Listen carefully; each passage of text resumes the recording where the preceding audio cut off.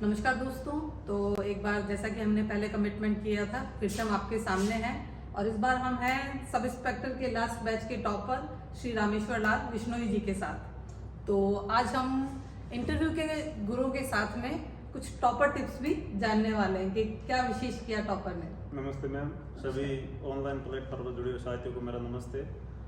Ma'am, ये interview एक महत्वपूर्ण चरण है किसी वैकेंसी का और एक सामान्य स्तर से जो भर्ती होती है आरएस के बाद ये सबसे बड़ी भर्ती है। तो आरपीसी भी एक स्तर पर मूल्यांकन करती है कि अच्छा व्यक्तित्व वाला ही चयन हो। तो सभी जो साथी है जिनका इंटरव्यू कॉल हुआ है उनको मेरी ओर से अग्रिम शुभकामनाएं और हार्दिक बधाई कि आप एक अच्छे से तैयारी करो। और जब भी आप अब इंटरव्यू कॉल हुआ है तो अब बहुत से दिमाग में यक्ष प्रश्न भी उठने लगे हैं कि कहाँ तैयारी करें, कैसे तैयारी करें और क्या क्या होता होगा। तो इतना ज़्यादा सोचने की ज़रूरत नहीं है, आप आराम से प्रिपरेशन करो। इंटरव्यू का एक लेवल है, जैसे मैम बोर्ड होगा उसमें 5 सदस्य हो गए, एक अध्यक्ष होगा, बाकी 4 अन्य सदस्य हो गए। तो आपको सबसे पहले यही है कि आपको एक अच्छे ड्रेस होकर जाना है, फॉर्मल ड्रेस कोड होना चाहिए, एक औपचारिक वेशभूषा आपकी होनी चाहिए। और उसके बाद वहाँ जाने के बाद यही है कि सबसे पहले आप उनको अभिवादन करना है। अभिवादन के बाद करने के बाद उनको अनुमति लेके बैठना है। मतलब हर जगह आप रिगार्ड के साथ पेश आओगे। और इंटरव्यू के लिए सबसे बड़ी बात है कि आप एक उन स्तरीय भाषा का चयन करें। आप अंग्रेजी अच्छी जानते हो तो अंग्रेजी में इंटरव्यू दे, या हिंदी अच्छी जानते हो तो उन स्तरीय शब्दों का ही प्रयोग करें वहाँ पर, ताकि वो आपसे प्रभावित हो। और इंटरव्यू में सबसे बड़ी बात यह है कि आपको एक आरपीसी का जो हमारे 2016 बैच का जो इंटरव्यू हुआ था उसमें एक फिक्स फॉर्मेट था कि आपको सबसे पहले वहाँ जाने के बाद वो एजुकेशन के बारे में पूछते थे कि आपने 10th 12th graduation post graduation. ये हर फेज में होगा, इसीलिए मैं कैंडिडेट से भी कहती हूँ कि आपकी जो पृष्ठभूमि रही है, जो जीवन परिचय रहा है, उसको आप बैठ के लिखो। आप किस गांव से बिलोंग करते हैं। फॉर एग्जांपल अगर कोई झुंझुनू का कैंडिडेट है तो झुंझुनू के कैंडिडेट से सीधा एक सवाल बनता है कि झुंझुनू का नाम कैसे पड़ा था, या उस जिले के बारे में क्या फेमस है, क्या क्या चीजें वहाँ की फेमस है, क्या प्रसिद्ध है। तो ये सबसे बढ़िया है कि आप अपने बारे में तैयार करें। आपके नाम के बारे में ज़्यादा नहीं पूछे कि पूछते भी नहीं है, लेकिन आपके एजुकेशन बैकग्राउंड और एजुकेशन जो इंस्टीट्यूट रहे हैं उनके नाम के बारे में ज़रूर पूछते हैं। उसके बाद आपने एजुकेशन में क्या क्या क्वालिफिकेशन की है, उनकी सब डिग्री के बारे में आपको अच्छे से जानकारी होनी चाहिए। आप पूरी प्रिपरेशन करके चाहिए, चाहे आपने डिग्री 4 साल पहले कर ली हो, 7 साल पहले कर ली हो, लेकिन फिर भी आप उसके बारे में प्रिपेयर रहे।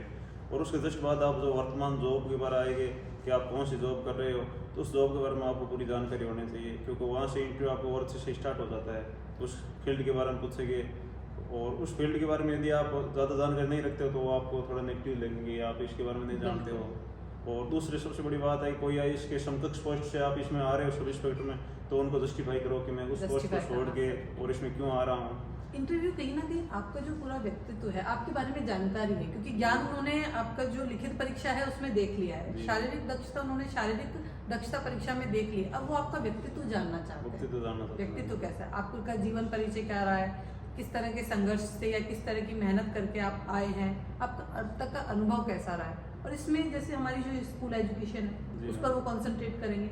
और कहीं ना कहीं मेरा तो मानना है जो बहुत अच्छा इंटरव्यू देने वाला कैंडिडेट होगा, जिसने हमेशा अच्छा स्कोर किया होगा, कहीं ना कहीं उसने खुद ने अपना इंटरव्यू प्लान किया है।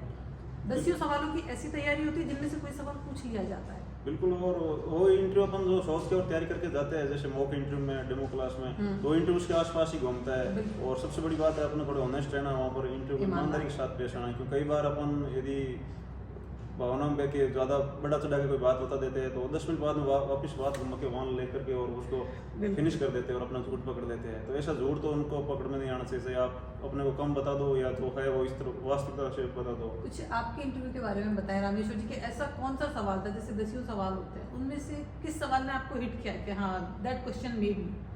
मैम, वो जैसे कई है ना आरपीसी फैक्ट बेस्ड प्रश्न पूछती है कि आपको ज़्यादा एक्सप्लेन नहीं कराते। तो उन्होंने एक बार सीधा प्रश्न किया, मैम ने, राजकुमारी मैम थी मेरे इंटरव्यू में, तो उन्होंने कहा राजस्थान का कितने चरणों में होता है। मैंने कहा 7 चरणों में। 7 चरणों का नाम बताओ। तो मैंने 7 चरणों का नाम बताया। उन्होंने कहा 7 चरणों की डेट बताओ। तो मैंने 7 चरणों की डेट बताई तो उन्होंने कहा वास्तव में कुछ है मतलब उन्होंने। तो इसका मतलब यह है कि आपको फैक्ट भी याद होने चाहिए और अच्छे से याद होने चाहिए, ताकि आप उनको बता सकते हो कॉन्फिडेंस के साथ। हाँ, और अगर फैक्ट नहीं याद है तो फिर आप बोलते हैं ना, तुक्का मत मारिए, बी ऑनेस्ट ओवर देयर। आपने पढ़ा है तभी तो आप रिटर्न क्लियर करके आए हैं। वहाँ पे ईमानदार रही कि मैम मुझे इस विषय में जानकारी नहीं है। जहाँ भी नहीं हो तो वहाँ सॉरी बोल सकते हो आप। बिल्कुल। इसके अलावा उन्होंने कई बार अचानक प्रश्न पूछते हैं, जैसे मेरे को प्रश्न किया था कि आप ऐसे 3 आईपीएस अधिकारी नाम बताओ जो पहले भारतीय पुलिस सेवा में थे और अब राजनीति में अच्छे पोस्ट पर। तो जस्ट प्रश्न पूछते हैं तो आप जल्दी उनको मतलब हड़बड़ाओ मत, आप उनको आराम से जवाब दो। जैसे किरण बेदी जैसे पोस्ट करते हैं, हरीश जैसे पोस्ट करते हैं, उनके भाई नमो नारायण जी जैसे पोस्ट करते हैं, बहुत सारे IPS अधिकारी ऐसे मिल जाएगा। आप थोड़ी सा टाइम लोगा तो टाइम देंगे आपको। हाँ। और सबसे बड़ी बात है उनको इंटरेक्शन के दौरान आप उन सबसे बार बार उनके सामने नजरें मिला के बात करिए, किसी एक के पर विशेष रूप से एक की तरफ मत देखिए। यदि कोई लेडी इंटरव्यू बोर्ड में तो विशेषकर उनको फोकस सम्मति करिए। आप यदि लड़के हो तो आप एक इंडियन कल्चर है और इथिकल वैल्यू है अपने की, आप हिसाब से देखते रहिए सभी को। आई थिंक सहज रहना चाहिए। हाँ, जैसे सहज हम रहना चाहिए। सामान्य तौर पर बैठे हैं, बात कर रहे हैं, आप बोर्ड के सामने भी होंगे, बोर्ड आपको मुश्किल से 1.5 से आप जाएंगे तब घबराए हुए होंगे, पर 1.5 से 2 मिनट में वो आपको बातचीत करके नॉर्मल कर देता है आप ही के बारे में बात करके। और कई बार ऐसे होता है, आप वहाँ पर मेरे कोई साथी था, वो गया था तो इंटरव्यू में वहाँ जाके खड़ा हो गया, जाके बैठ भी गया, लेकिन उन्होंने अभिवादन नहीं किया। तो सामने दीपक उत्प्रेती सर बैठते उन्होंने बोला कि गुड आफ्टरनून डियर। तो वो थोड़ी सी अपने लिए एक अनकंफर्टेबल बात हो जाती है कि इंटरव्यू स्टार्ट होने से पहले अपनी एक बेइज्जती हो जाती है कि अपन उनको अभिवादन ही नहीं कर पाए और वो अपने को देख रहे हैं, फिर वो वेट करके अपने को अभिवादन पहले स्टार्ट वो कर रहे हैं। तो आपको थोड़ा इसके लिए सबसे बड़ी बात आप मॉक इंटरव्यू तैयार कीजिए। मॉक इंटरव्यू का अपना बैकग्राउंड पूरा तैयार कीजिए, अपने एजुकेशन है उसके बारे में पूरी जानकारी तैयार कीजिए, आपको किस लेवल पे प्रश्न पूछे जा सकते हैं, वर्तमान जॉब है उसके बारे में जरूर पूछिए, और सब इंस्पेक्टर क्यों बनना चाहते हो इसके बारे में भी अपना कंसेप्ट क्लियर रखें। इसके अलावा अपनी हॉबी क्लियर रखें और करंट अफेयर के बारे में विशेषकर ध्यान रखें। जैसे मुझे कुछ समय करंट अफेयर के बारे में बहुत से क्वेश्चन किए थे कि आप JNK में 370 धारा को किस तरह हटाओगे, आप इसकी विधिक प्रक्रिया समझिए। और चाइना और भारत के रिश्तों के बारे में प्रश्न पूछे थे कि आप चाइना और भारत के रिश्तों में क्या है, ये क्यों भारत से बार बार लड़ाई करना चाहता है पड़ोसी होकर के। आर्टिकल 377 वाला क्वेश्चन तो अपने आप में काफी टेक्निकल और कॉम्प्लिकेटेड है। उसमें फिर आपको 35A की भी जानकारी होनी चाहिए, 371 की भी जानकारी, फिर उसके ABCD पार्ट भी पता होने चाहिए। लेकिन ठीक है, डील करने पर है कि हम उनसे डील कैसे करते हैं। फिर मैं पुलिस विभाग से आता था तो पुलिस विभाग के बारे में उन्होंने पूछा था कि वो कुछ चर्चित घटनाएं थी पुलिस विभाग में, उनके बारे में पूछा था। पहले से डिपार्टमेंट में थे। हाँ जी मैम, तो उन्होंने तो पूछा ये था। आपके लिए बहुत बड़ा एग्जाम्पल है जो फ्रेशर तैयारी कर रहे हैं। मुझे भी जस्ट ही पता चला रामेश्वर जी से, ये पहले से विभाग का हिस्सा है और विभाग में पुलिस जैसे विभाग में नौकरी करते हुए इन्होंने ये तैयारी की है। तो उन्होंने फिर पूछा कि विष्णु ने सुसाइड किया, तो सुसाइड करने के आप कारण में कहाँ तक वो पुलिस अधिकारी को दोषी मानते हो, तो उनको जस्टिफाई करो। ऐसा नहीं कि आप एक तरफा कोई फैसला करो, पुलिस अधिकारी को दोषी मानो। जो भी स्थितियाँ रही होगी उसमें उसका आंकलन करना होता है। फिर वो कई तरह से आप एग्जामिन करते हैं। जैसे उन्होंने कहा भारत में अब तक नोबेल पुरस्कार कितने आए हैं और जस्ट जो नोबेल पुरस्कार आए उसकी पत्नी का क्या नाम है, मतलब कहीं ना कहीं वो लिंक बताता है कि आपने इसके बारे में तैयार की है। तो इस तरह आप ना हमेशा तैयार रहिएगा। आपकी फेवरेट बुक कौन सी है, फेवरेट बुक के बारे में बताइए। आप अपने इस तरह कई इथिकल वैल्यूज के बारे में पूछते हैं कि कौन से मूल्यों को आप ज़्यादा प्राथमिकता देंगे। जब आप इथिकल वैल्यू की टकराव होती है तो आप किसको प्राथमिकता देते हैं।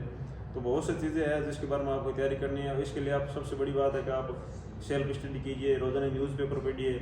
और मैं उस दिन न्यूज़पेपर पढ़ के गया था, उसमें से एक प्रश्न उन्होंने पूछा था कि उस दिन जम्मू कश्मीर के राज्यपाल चेंज हुए थे, तो उन्होंने पूछा था कि जम्मू कश्मीर के उपराज्यपाल आज कौन है। मतलब उसी दिन का प्रश्न पूछ लिया जो मैंने जस्ट पढ़ के गया। अक्सर ऐसा होता है, इंटरव्यू वाले दिन के न्यूज़पेपर से सवाल ले लिए जाते हैं। सवाल ले लिया जाता है।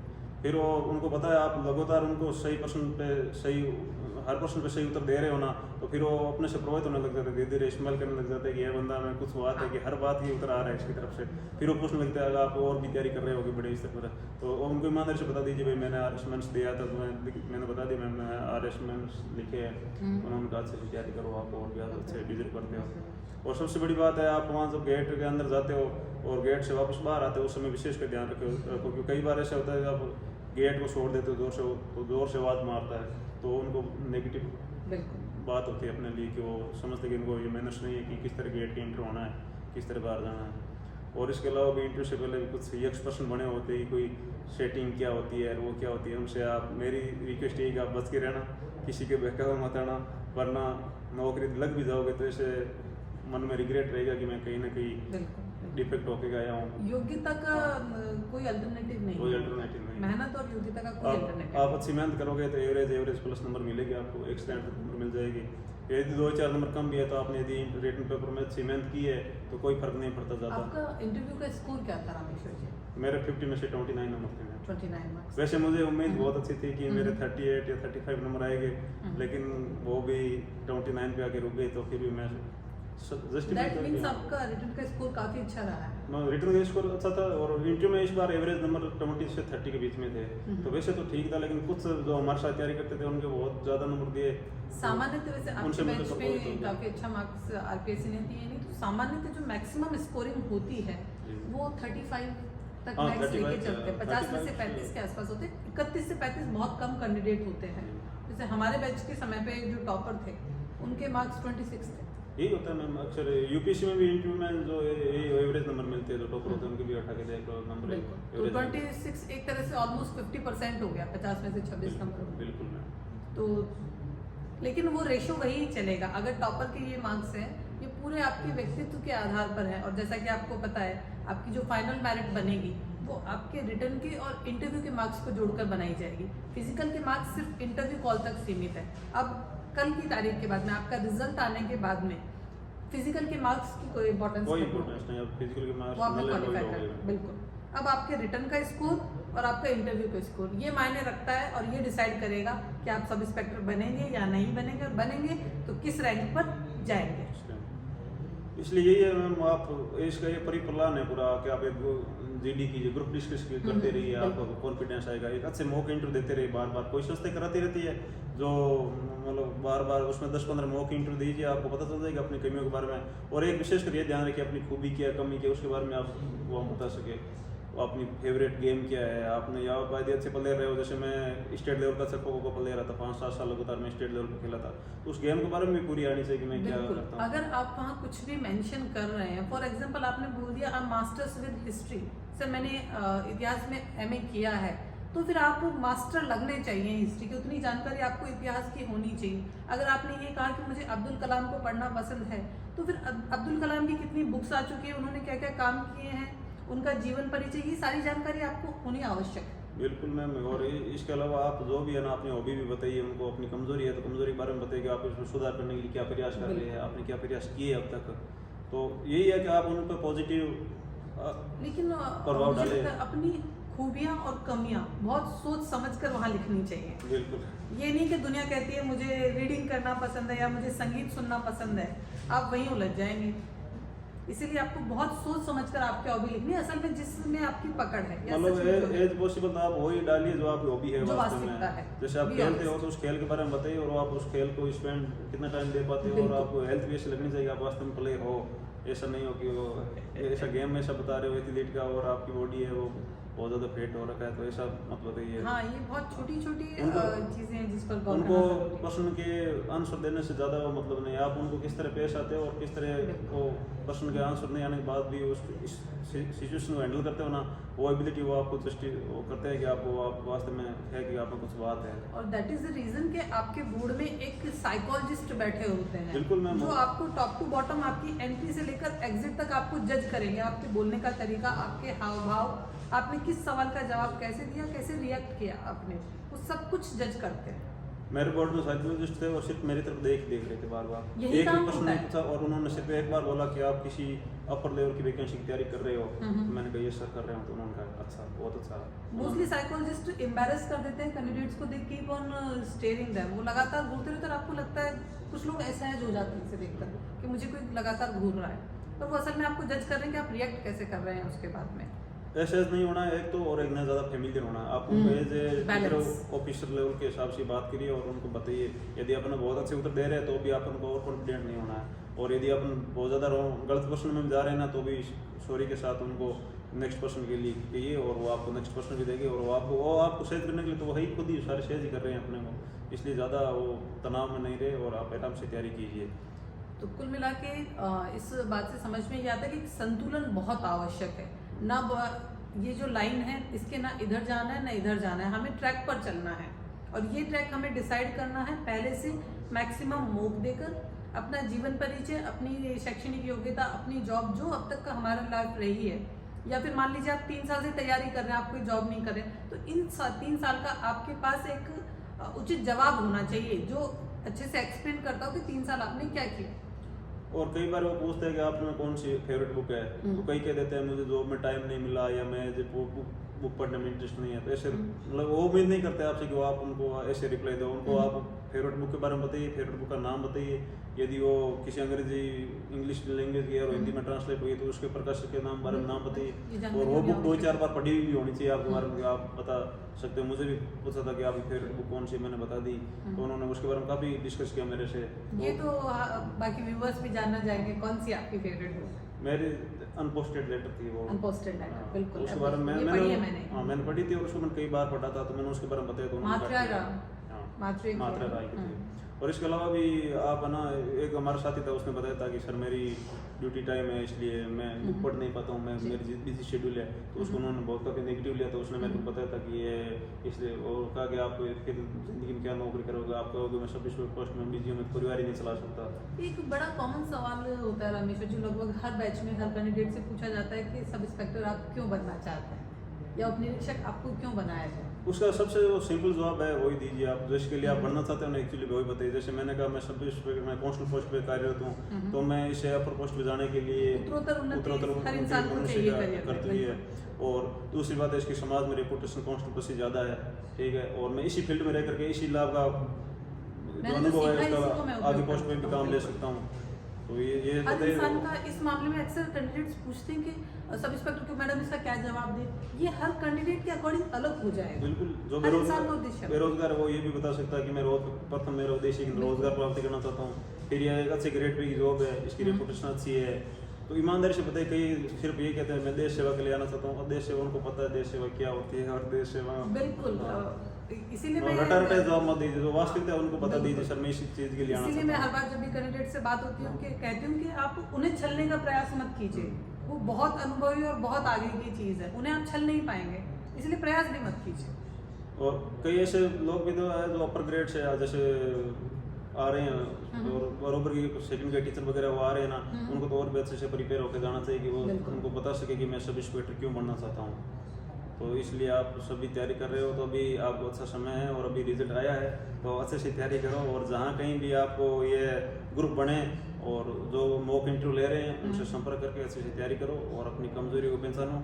और इसके बारे में एक प्री प्लान के तहत होती है, आप अच्छे से इसको, ये पढ़ाई है जिसमें आपको करंट के प्रश्न पूछे जाएंगे, जैसे अब यूक्रेन के वार है, रूस यूक्रेन के, इसके बारे में डिटेल्स प्रश्न आएंगे, बहुत से प्रश्न पूछे जाएंगे।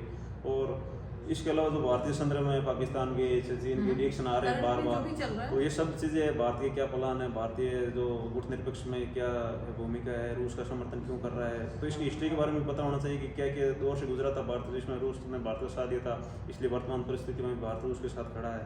ये सब चीज़ें आपको पता होना चाहिए।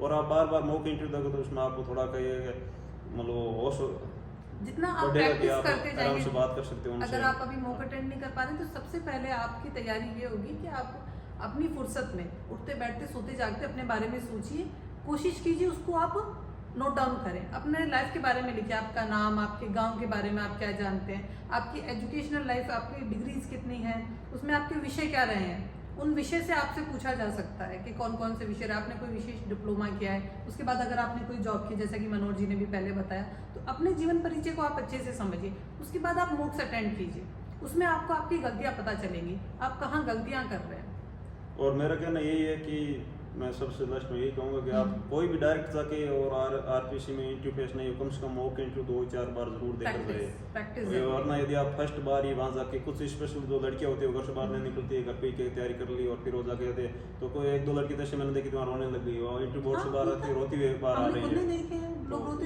तो इसलिए उनका सबसे बड़ा कारण क्या रहता है कि उन्होंने डेमो क्लास ज्वाइन नहीं की, न मॉक इंटरव्यू लिए, न किसी से बात की, न किसी इंटरेक्शन किया, सीधी जाके वहाँ पे तो सवाल पे सवाल दागते हैं। जब आप सवाल में ऐसे हो जाते हैं तो फिर आपको और सवाल दागते हैं।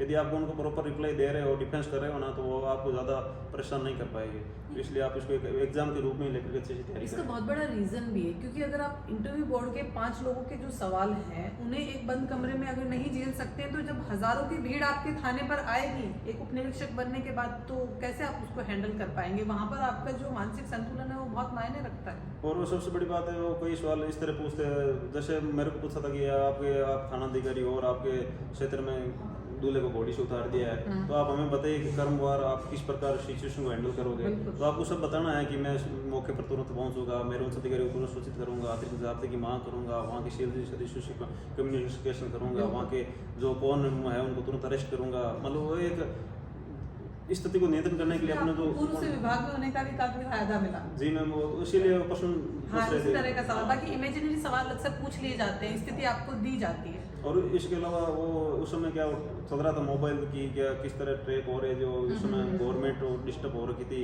कि किसने रिकॉर्डिंग कर ली, वो वॉइस रिकॉर्डिंग चल रही है, फोन रिकॉर्डिंग हो रहे हैं, तो उनके सारे रूल पर से किसके कहने पर कर सकते हैं या नहीं कर किनकी सकते, शक्तियाँ होती है, कौन अधिकारी होता है, यदि सर्विलांस पे रखता है तो उसके क्या रूल होते हैं। वो उस दिन लगातार 5-7 दिनों से न्यूज़पेपर में आ रहे थे, वो प्रश्न जाते मेरे को पूछ लिया उन्होंने।